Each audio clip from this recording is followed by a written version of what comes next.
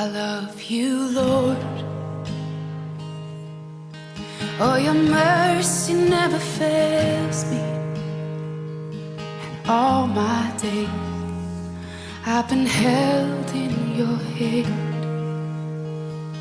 From the moment that I wake up until I lay my head, oh, I will sing of the goodness of God. 'Cause all my life you have been faithful, and all my life you have been so, so good. With every breath that I am able, oh, I will sing of the goodness of God. I love your voice. You will lead me through the fire, and in darkest night you were close like no other. I've known you as a father, I've known you as a friend, and I have lived in the goodness of God, yeah. And all my life you have been faithful. Oh, and all my life you have been so, so good. With every breath that I am able, oh, I will sing of the goodness of God, yeah. Your goodness is running after, it's running after me. Your goodness is running after, it's running after me. With my life laid down, I'm surrendered now. I give you everything. Your goodness is running after, it's running after me. Oh, your goodness is running after, it's running after me. Your goodness is running after, it's running after me. With my life laid down, I'm surrendered now. I give you everything. Your goodness is running, it keeps running after me.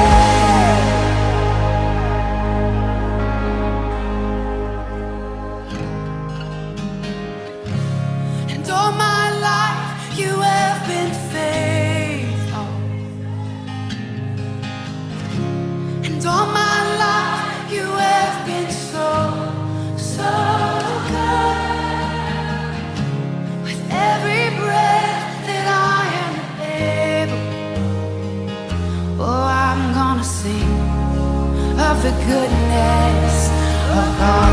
I'm gonna sing, I'm gonna sing. Oh, 'cause all my life you have been faithful,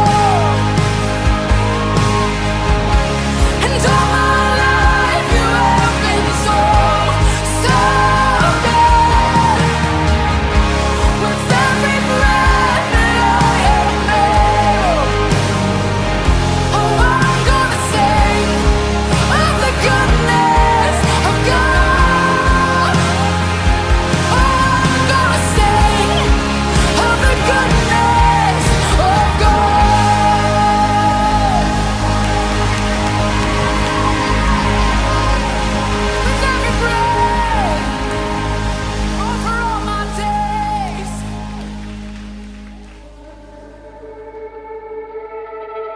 My praise is a weapon that breaks off oppression. My song is an anthem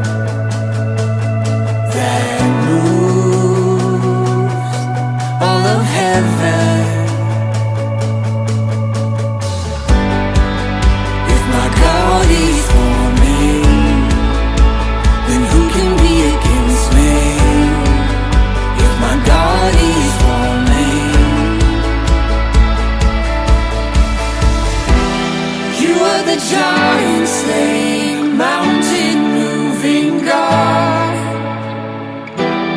You are the grave shaking, dead raising one. With a sling and a rock we can be stopped. With the blood of the Son we have overcome. You are the giant slaying, mountain moving God.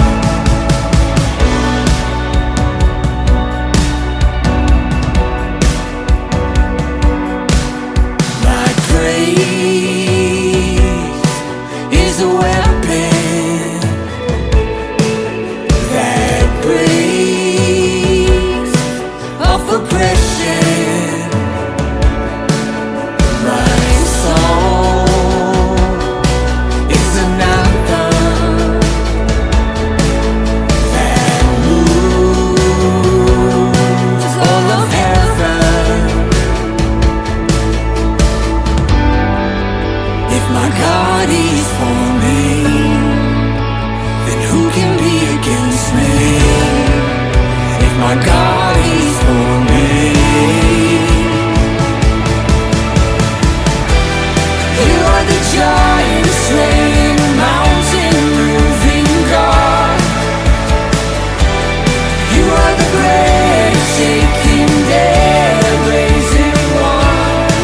With the sling and a rock we can't be stopped. With the blood of the Son we have overcome.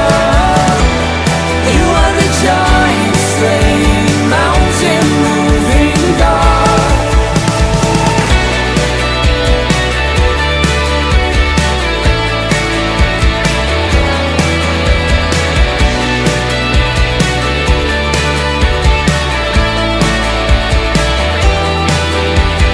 He is who he says he is. He's not a liar. He's not a liar.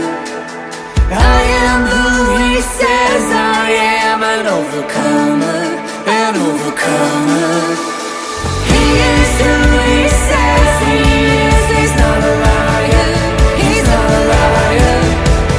I am who he says I am, an overcomer, an overcomer.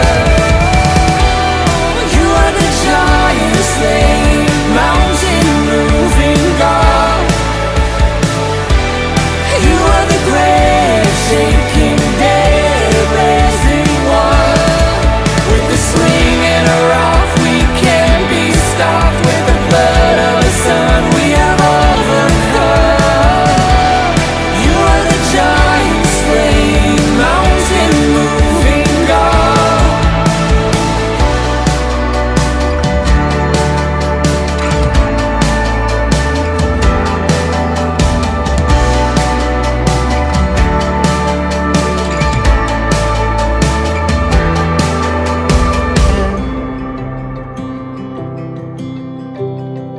Grace for today is all that I need. Surprised by a mercy that's new every morning. Awaken my soul to sing. Oh, awaken my soul to sing. I will trust where you lead. I will trust when I can't see.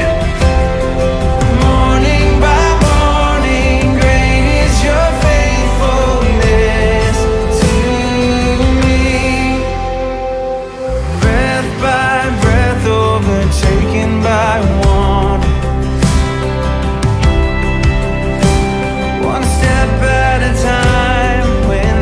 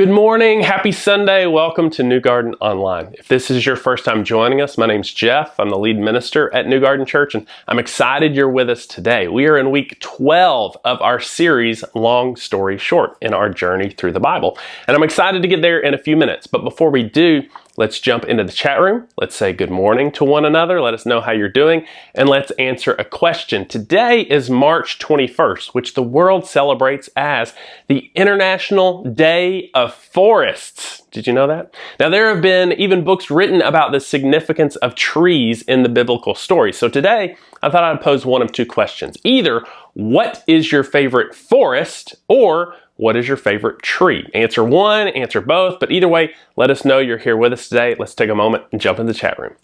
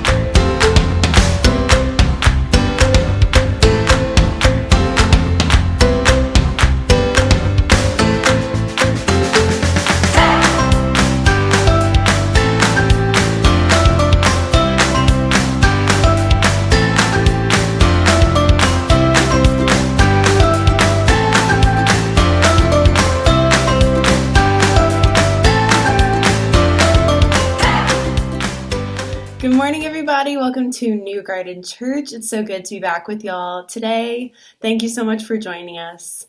If you've been around with us for a little bit or any at all this year, you probably know that in the year 2021, we have been working our way through the Bible on Sunday mornings. And we're also reading through the Bible together. And if you've been looking for a Bible reading plan that is easy to jump in and even has a group of people that's in it with you, we would love for you to join us in reading through the Bible. We just started reading the book of Judges this past week, and we're going to continue reading on through the Bible. And you can find more information about that with a schedule on newgarden.church/2021.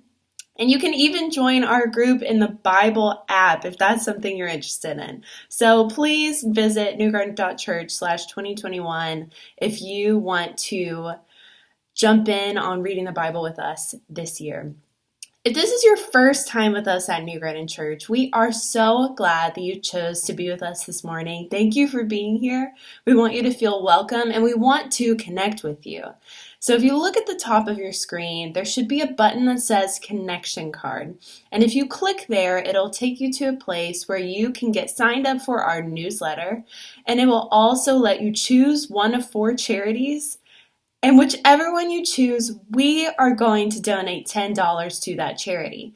So if you are a first-time guest or you never have filled out a connection card yet, please do that and help us to give back to one of the 4 charities that you choose. And thank you so much for being here with us this morning. In the month of March, we have been partnering with Vitamin Angels. And every 2 check-ins at New Garden Church provides vitamins to children in need. So that means this morning you alone could provide vitamins to a child if you check in on Facebook and tag your location on Instagram. Now, it's great if you do one. It's bonus points if you do both. So go ahead and check in at New Garden Church on Facebook or tag your location on Instagram. And you can use the hashtag #GiveVitamins and give back for free this morning with us. You probably have heard, if you have been getting our newsletter, follow us on social media, you've been paying attention on Sunday mornings, that we are meeting in person on Easter Sunday. 2 weeks from today, we are going to be at Hermitage Park, meeting at 10 a.m.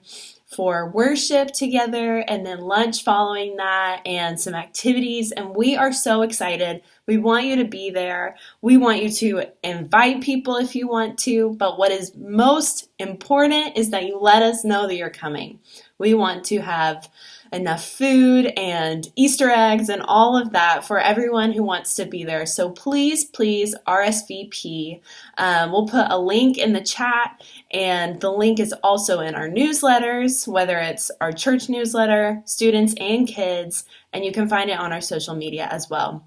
So please plan on joining us on Sunday, April 4th on Easter for our Easter celebration. And please let us know if you're coming. We would love to see you there. We're excited to be able to meet and worship together in person. And we're just really excited for Easter and to celebrate with our church family. So please plan on being there and let us know that you are coming. We can't wait to see you. And thank you so much for being here this morning.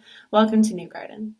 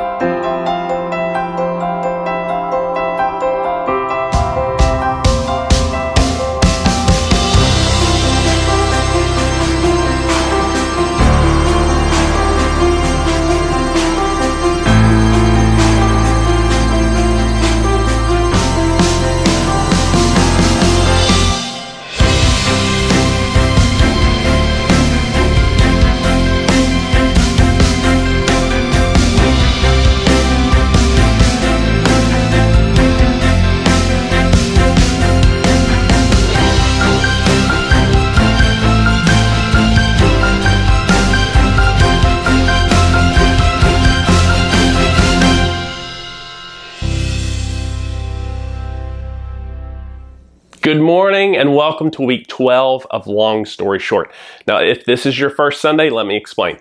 This year we are traveling through the entire Bible, Genesis to Revelation. And along the way, we are inviting you to read along with us with our daily reading plan. So at the end of the year, if you're following along and reading along, you will have read the entire Bible from front cover to back cover, maybe minus like the maps. But again, is the goal to read the entire Bible? No. The goal is to read some of the Bible every day and allow God's Word to shape us on a daily basis. So if this is your first Sunday, don't worry about starting at the beginning. Just pick up wherever you are and start from there. Now, if you get behind, it's okay. Just start again wherever you are and keep going. Again, the goal is not just to read the whole Bible. The goal is to be in God's Word on a daily basis.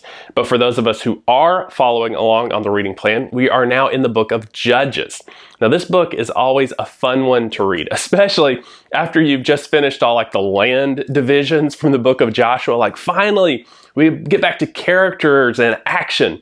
Now, for the book of Judges, it's actually kind of a sad story of how God's people continue to rebel, continue to cry out to God, and God continues to save them, and then they continue to forget God's salvation and fall back into their cycle of sin. But in their sin and oppression, God continues to raise up leaders or judges who will help deliver them. And yesterday and today, you're going to read the story of Gideon, which is a story we're going to look at today. But before we do that, I want to show you some pictures. Now, I've always heard kids grow up so quick, and that's becoming true in our house. This past week, we all kind of laid on the floor together and we started looking through the pictures on our phones of when the kids were born and then when they were infants and toddlers. And then you look at them now and you think like, you've grown up so much. Like for instance, look at these pictures. Finn at 6 months old, Finn at a year old, at 2 years old, at 3 years old, and then Finn pretty recently. And then you get to Evie, right? Evie, 6 months old, a year old, 2 years old, and then more recently. So these are our kids, and they've changed so much, like just in their physical appearance, like they've grown and changed, but also in their personalities, their abilities. You want to celebrate the weird things like being potty trained. You go out and you get a cake that says, no more diapers. You rejoice when they know their colors and their numbers and their letters. And Finn has started writing out words and making sentences, and you just feel this level of pride looking at where they used to be and then knowing where they are now. So there's this growth both in their independence, but also in their need for a relationship. They're growing up in ways that they need us less in some sense. Like we no longer have to spoon food into their mouths every day, but they also need us more. They're asking more complex questions about life and how things work. And so we have to Google, how do HVAC units work and give them answers. So they need us less, and they also need us more. Our relationship grows despite their needs changing. Now, as a baby, the world revolved around them. If they had a need, they would cry, get attention, and then someone would come to their rescue and fill that need. As a baby, they got to set the terms of their relationship. But that can't last forever. Part of good parenting is teaching an awareness that the world doesn't revolve around you. If they're 20 years old and they're still crying out for someone to feed them, that's not a good thing. If Finn is doing that in 20 years, the loving thing would be to stand him up, give him a hug, say, I love you, buddy, go get a job. That's not the mean thing to do. That's the loving thing to do. It's helping them transition into adulthood by realizing the world doesn't revolve around you. You don't get what you want all the time. There's give and take. It's called marriage, right? It's called having roommates. It's called being a friend. The world doesn't revolve around you, and it doesn't revolve around the other person. It's about give and take. That's what it means to have healthy adult relationships. And we understand that. But we also know how that transition, emerging out of that baby mindset, is painful and it's frustrating. And maybe what's most frustrating is dealing with adults who have never learned this lesson, right? They still think they can stomp their feet and pound their fist and scream to get what they want. And we look at them and we're like, dude, grow up, we understand that about adult relationships, right? But there's one relationship where I think many of us are still perpetually stuck, or maybe we constantly revert back to our baby mindset, and that's in our relationship with God. Now, I don't know if we always recognize it as this, but that's precisely what happens when I ask, what is God's role in my life? What's his purpose? What reason do I have him? And if the answer is simply, I've invited God into my life, or I follow God so that he will make my life go better, so that he can help me with my stuff, so that he can give me success in my career. He can help me raise my kids so I can have a good family. I can have good friends. I can have health and wealth or whatever. If that's the basic terms of our relationship with God, it's a baby mindset.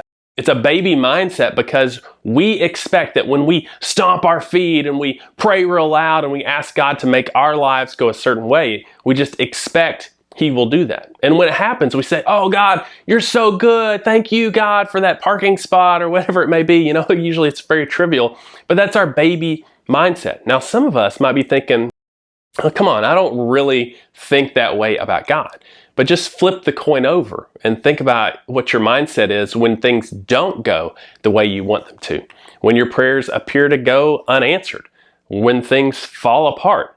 And if among the basic responses, one of them is to get mad at God or feel betrayed or angry at God that he's not good or that he's not faithful, what's that showing? It's exposing this assumption that I have that God's role in my life is to just make my life go better. And if my life does not go better, then it must be God's fault. When our lives fall apart, it exposes our basic assumptions about God, and it shows that many of us, throughout different seasons of our life, we have a baby mindset in our relationship and faith with God. And sometimes God totally accommodates that. He answers our prayers. He solves our problems. Things get better. But sometimes he doesn't. Things get worse. He doesn't answer our prayers the way we want him to. And it just raises the big question then, is God still good? Is he still gracious? Is it possible that God, when he doesn't answer our prayers and things actually get worse in our lives, is it possible that God is still as gracious as when he solves all of our problems?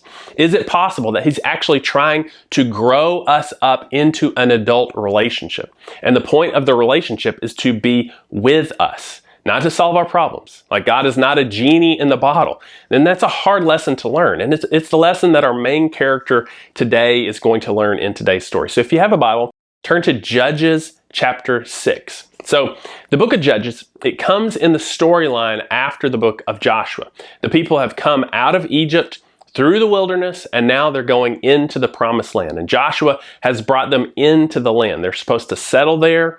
And then the book of Judges it's between Joshua and the kings of Israel. So they're in the land. And in Joshua, we got to read all the exciting boundary markers that divided the land between the 12 tribes. So each tribe has a place to live, but no one of these tribes rules all of the others. There's no king.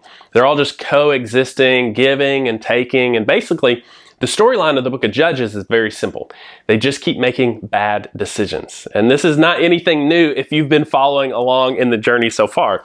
And so pretty much the book of Judges is 7 cycles of when people turn away from Yahweh, they worship other gods, Yahweh lets them face the consequences of those decisions, which essentially, like other nations invade and begin picking off all the different tribes, and it just gets repeated over and over. And we're going to tune into one of those cycles right here, chapter 6, verse 1.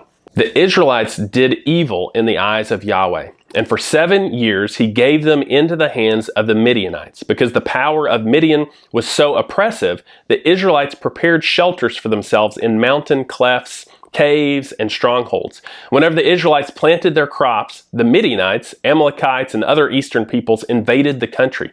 They camped on the land and ruined the crops all the way to Gaza, and did not spare a living thing for Israel, neither sheep, nor cattle, nor donkeys. They came up with their livestock and their tents like swarms of locusts. It was impossible to count them or their camels. They invaded the land and ravaged it. Midian so impoverished the Israelites, they cried out to Yahweh for help. So are things good or bad? That's right, bad. Like these are not happy days. So what is God going to do? When the Israelites cried out to Yahweh because of Midian, he sent them a prophet who said, "This is what Yahweh, the God of Israel, says. I brought you up out of Egypt, out of the land of slavery. I rescued you from the hand of the Egyptians, and I delivered you from the hand of all your oppressors. I drove them out before you and gave you their land. I said to you, I am Yahweh your God. Do not worship the gods of the Amorites in whose land you live. But you have not listened to me." So in the storyline of Israel, this is the first prophet who comes to the people. Now, prophets in the Bible, they're not necessarily like fortune tellers. They're more like covenant watchdogs. They're watchdogs on behalf of the covenant relationship between Yahweh and Israel. They speak on behalf of God to the people to challenge them on their sin, on their apostasy, on their corruption, and to remind them of the relationship that they are in with God. And that's what this prophet does. So this prophet, he comes onto the scene and he says, listen, guys, remember all that Yahweh your God has done for you. But what has been your response? You're not listening to Yahweh. And that's kind of like the end of it. We have to sit with that. There's no like quick resolution to the prophet's word. The story just kind of moves on to the next scene. The angel of Yahweh came and sat down under the oak in Ophrah that belonged to Joash the Abizarite, where his son Gideon was threshing wheat in a winepress to keep it from the Midianites. When the angel of Yahweh appeared to Gideon, he said, "Yahweh is with you, mighty warrior." Now, this is a great example of the storytelling style in the Old Testament. So you have this great drama of the nations, Midian and Israel, and the Israelites are being oppressed and they're crying out to Yahweh. So what happens next? Well, there's this angel who goes and sits under a tree next to this guy who's like farming, and you're like, wait, what is going on? What about this other story? What does this have to do with anything? So that's what the author is answering. He's saying somehow this random little scene under a tree is related to the drama of the nations. How? Well, so this angel appears to this guy named Gideon, and he's threshing wheat in a winepress, which we might kind of read over, but to the ancient readers, they would have been shocked or at least confused. So threshing wheat is when you're trying to separate the seeds of the wheat from like everything else. So normally you would do this in like a big open space where the wind could come through. So you're beating or threshing the wheat, and the seeds, they fall to the ground, and then the kernels get blown away in the wind because they're really light. But he can't do this out in the open. Why? Because of the Midianites. Like the Midianites will see him and they'll say, hey, there's an Israelite. He's working. He's making food. Let's go beat him up and take all his food. And so Gideon has to hide in a wine press, which is kind of this dug out hole in the ground where they would press grapes to make wine, hence the name wine press. So is this a place you want to thresh wheat? No. Is this going to be a difficult activity for Gideon? Yes. But does he have any other choice? No, like he's living in perpetual fear of the Midianites. And I love to imagine what this scene was like. You have Gideon in the wine press. I guess there's like a tree nearby. And so the angel of Yahweh like walks up and sits by the tree. And how long does he sit there like watching Gideon work? Imagine you just see like tufts of wheat kind of flying into the air. Maybe occasionally you see the top of Gideon's head. And then at some point this angel yells out, Yahweh is with you, mighty warrior. And the sound of threshing stops, and you just see like the top of Gideon's head slowly appear from the hole, and he like looks around this way and that, and he finally turns and he sees the messenger, and he realizes, oh, okay, you're not a Midianite. So he stands up and he says, pardon me, my lord, Gideon replied, but if Yahweh is with us, why has all this happened to us? Where are all his wonders that our ancestors told us about when they said, did not Yahweh bring us up out of Egypt? But now Yahweh has abandoned us and given us into the hand of Midian. What's interesting here is that Gideon's response to the hardship and suffering they're experiencing exposes his basic assumptions about God. The angel says, Yahweh is with you, which is a repeated phrase over and over. And how does Gideon respond to that?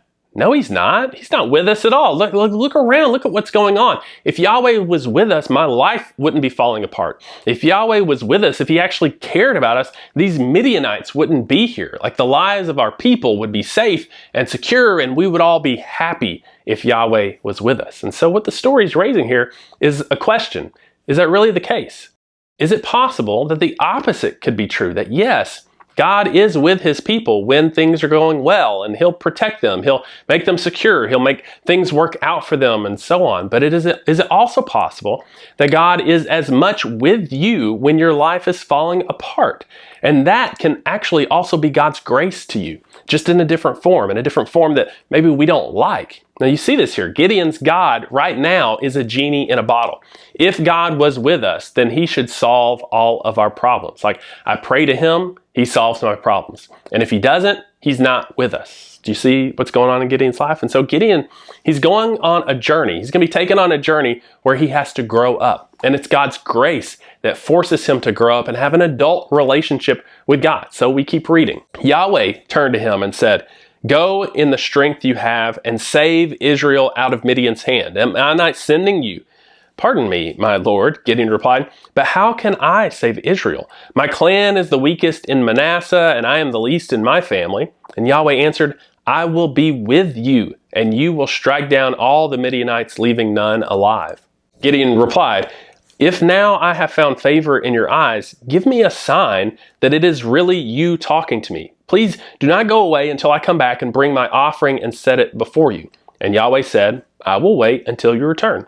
Gideon went inside, prepared a young goat, and from an ephah of flour he made bread without yeast. Putting the meat in a basket and its broth in a pot, he brought them out and offered them to him under the oak. The angel of God said to him, take the meat and the unleavened bread, place them on this rock, and pour out the broth. And Gideon did so. Then the angel of Yahweh touched the meat and the unleavened bread with the tip of the staff that was in his hand. Fire flared from the rock, consuming the meat and the bread, and the angel of Yahweh disappeared. What a strange story, right? But for those of us who have read the story up to this point, maybe sparks are going off in your head. Like the angel of the Lord comes and speaks to a chosen leader and says he can't do it. Like, isn't that what Moses did? And now Gideon says, I can't do it. God says, I will be with you.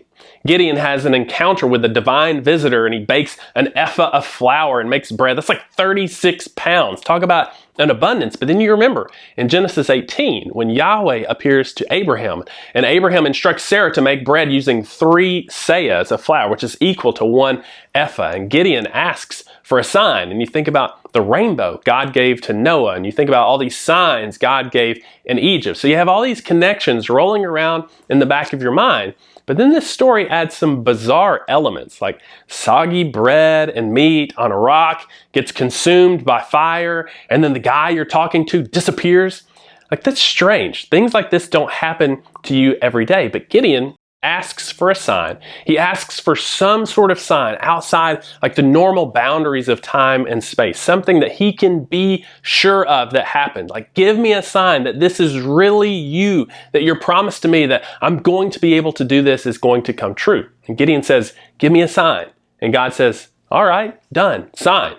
So let me ask you, like, if you have this experience, would you at least be a little bit more full of courage and faith and trust that God is really talking to you? What do you think? Like, if you had this experience, bizarre, yes, but if you had it, I think most of us would be like, man, I would like to think I would be at least a little bit more full of courage and full of hope and faith and trust. And he is in the next story, at least a little bit. Like, God tells Gideon, hey, there are these altars to other gods in your city. So go get your dad's bull and tear them down, and build an altar to me, and then sacrifice the bull on it to me. So Gideon does this, but he does it at night because he's afraid.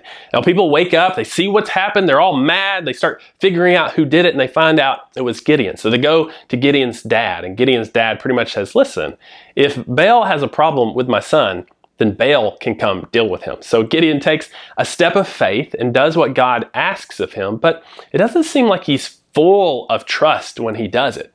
And then this lack of trust continues. Look at verse 33. Now all the Midianites, Amalekites, and other eastern peoples joined forces and crossed over the Jordan and camped in the valley of Jezreel. Then the Spirit of Yahweh came on Gideon, and he blew a trumpet, summoning the Abiezrites to follow him. He sent messengers throughout Manasseh, calling them to arms, and also into Asher, Zebulun, and Naphtali, so that they too went up to meet them. So how's Gideon doing so far? Like, pretty good. You know, he's full of the Spirit, full of the power of God. He has this miraculous sign as his bedrock. Yes, God's promise. We're going to do this. He's formed his army. He's full of courage and trust. And then you keep reading. Gideon said to God, if you will save Israel by my hand, as you have promised. And we're like, if? Like, don't you remember the sign? Don't you see the army you have gathered and you're still not sure? But while we laugh at Gideon, at the same time, we have to sympathize with Gideon, because who else has looked back on all that God has done for them in their life, and yet we're still full of doubt. And so we understand that Gideon's full of doubt no matter what God has done for him. And so Gideon continues to bargain with God. So Gideon says, listen, if you will save Israel by my hand like you promised, then how about this? Look, I will place a wool fleece on the threshing floor. If there's dew only on the fleece and all the ground is dry, then I know that you will save Israel by my hand, as you have said. And this is what happened. Gideon rose early the next day. He squeezed the fleece and wrung out the dew, a bowl full of water. So Gideon needs another magic trick from God. He's like, hey, remember when you burned up that food and you did that disappearing act? Like, that was really cool. Would you do something like that again? Like, I'm not sure. I have doubt. I need a pick-me-up. Could you just prove it to me? Like, what is God's response? God seems to say, okay, I'll give you another sign. Done. Like, God shows his grace in this moment. But then Gideon starts to think, maybe a sheep could have come down here last night and needed a place to go tinkle.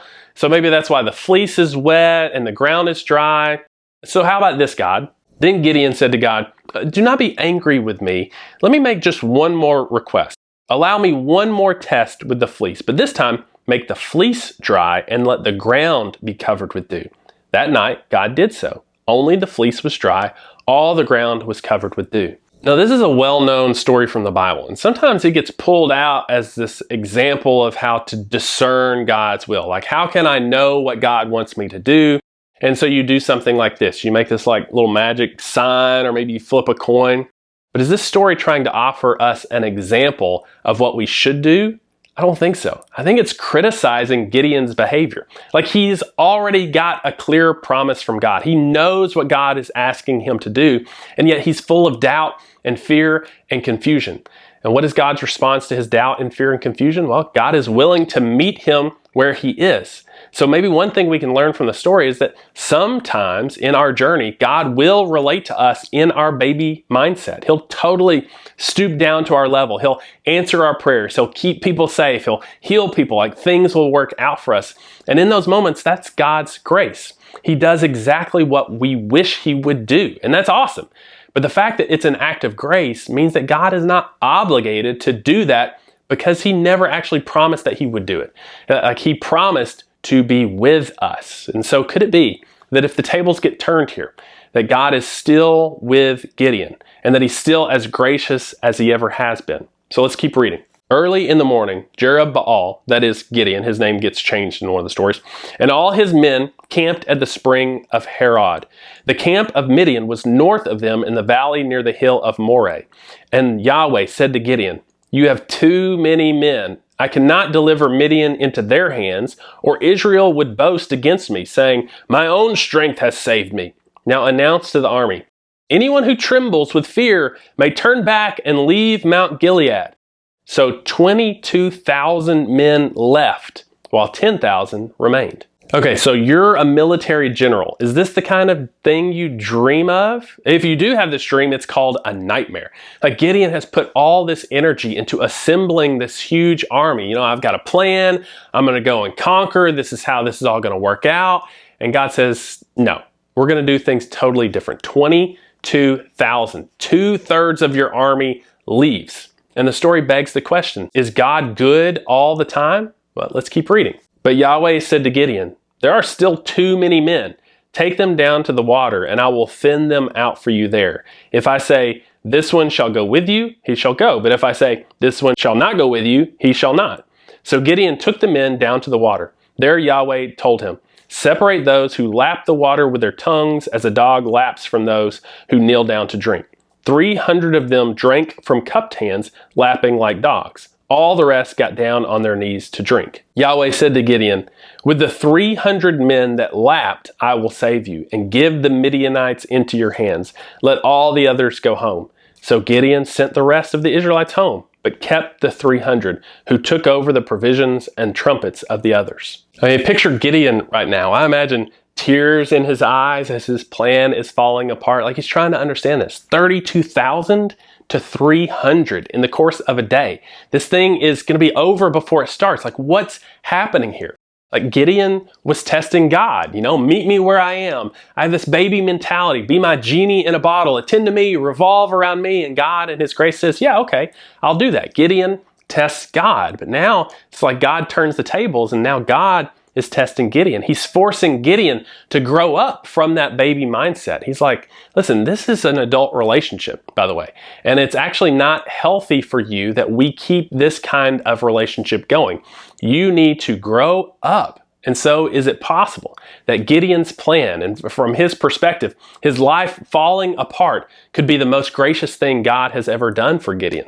Because it forces Gideon to realize that he's actually not in control of his life and circumstances. It breaks and it shatters the illusion that the world revolves around Gideon. And if the battle is going to be won, it's only going to be by God at work behind and in and through the circumstances, not because Gideon is such an awesome guy or a great leader. Now, we don't have time to finish reading the entire story, but hopefully you'll read it yesterday and on the reading plan. But in these 300, God, through some crazy circumstances, allows Gideon to beat the Midianites. Gideon never even draws a sword. They win with trumpets and these little clay pots and fire torches. And this is the point. I want to draw this together and just to put the ball in our courts as we think about it, as we think about this story. God is forcing Gideon to grow up. And that is an act of God's grace in his life. To realize this is an adult relationship that we have with God. And He's not being a jerk when He's forcing us to grow up. If we think God's biggest priority ought to be solving all my problems and answering all my prayers just the way I want them answered, that's a baby mindset. What if that's not God's biggest priority? One of His biggest priorities is to shape us into mature, followers of Christ. Now, people who have sunk deep roots of faith and hope and patience and virtue and character. So what if that's God's biggest priority? And so to accomplish that, his promise is to be with us, not to be a genie in a bottle, but to be with us through his different forms of grace in our lives. Now, this is going to land differently with different people, like depending on the season of life that we're in. Some of us are with Gideon down by the river. Like we just watched our lives fall apart and we're in that right now. Some of us are in chapter 6 and God seems to be meeting us on our own terms. But wherever you are, it's about recognizing that this is God's grace, that God's not obligated to do anything for me. It's all grace. So what is he trying to teach me? What is he trying to shape in me? And so that's what I want us to meditate on, reflect on as we take the bread and we take the cup. That in the bread and in the cup, we are retelling the story of God with us in Christ and how he came among us, not to solve our problems, but to reconcile us to himself and to be in a relationship, to be with us. And some of us need to let that truth speak to us right now as we go to the table. Blessed be your name in the land that is plentiful, where your streams of abundance flow. Blessed be your name. Blessed be your name when I'm found in the desert place. Though I walk through the wilderness, blessed be your name.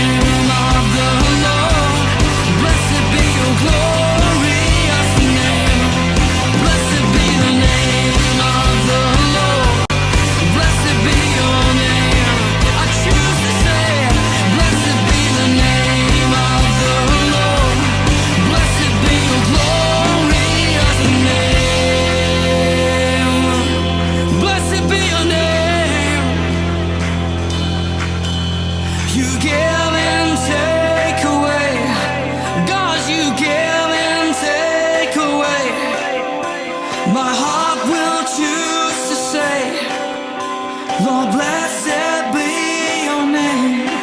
God, you give and take away. You give and you take away. But my heart will choose to say, Lord, blessed be your name. Oh, you give and take away. You give and take away. For you are God. My heart will choose to say, Lord, blessed be your name. Blessed be the name of the Lord. Blessed be your name. Blessed be the name of the Lord. Blessed be your glorious name. Blessed be the name of the Lord. Blessed be your name. Blessed be the name of the Lord. Blessed be your glorious name. Blessed be your name. Hey, thanks for being with us this morning. We only have one more Sunday left before Easter, and we're getting ready to celebrate together at the Hermitage Park at 10 a.m. on Easter Sunday. You can find more information or let us know you're coming by going to our website, newgarden.church/Easter. And while you're on our website, if you haven't already, make sure and check out all of our long story short resources. There are new things added on a weekly basis, especially if we're beginning a new book of the Bible in our reading plans. You can find all of those resources at newgarden.church/2021. I also hope that you'll make plans to join us this Tuesday night at 7 p.m.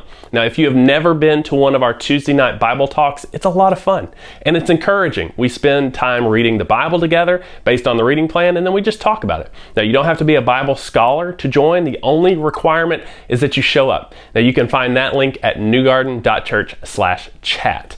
Otherwise, we'll see you next Sunday right here online.